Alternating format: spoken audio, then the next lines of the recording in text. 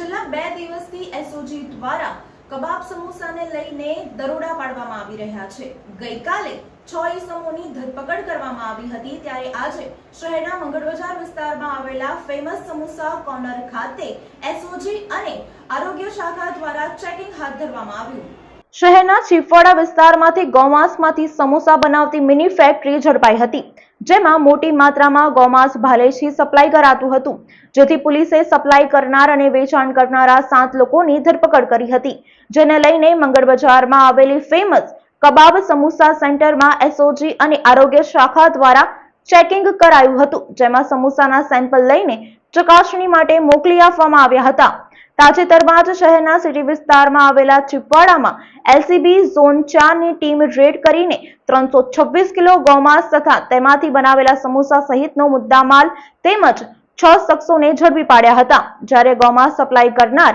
ભાડેજના ઇમરાન શેખની પણ ધરપકડ કરી હતી।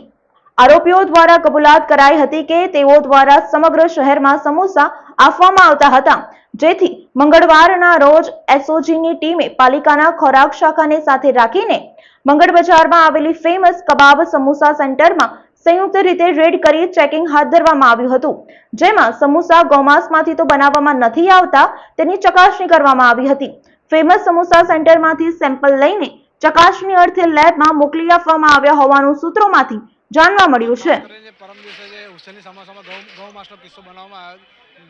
જણાવેલ હતું, જેના કારણે જે કમિશનર સાહેબે તમામ જગ્યાએ જે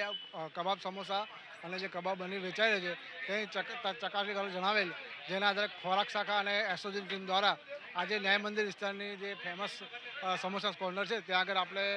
ખાસ કરીને એની કાર્યવાહી કરવામાં આવી, નમૂના પણ લેવામાં આવ્યા છે અને નમૂના લઈને એને પરીક્ષણ માટે લેબોરેટરીમાં મોકલી આપશું। આરોગ્ય વિભાગ એસઓજીની ટીમ સાથે છે, માર્કેટ શાખાની ટીમ સાથે છે। અત્યારે ખાલી આપણે રો મટીરિયલ તરીકે જે માવો હોય છે, માવો તેમજ કબાબ અને સમોસાના ત્રણેયના નમૂના લેવામાં આવે છે।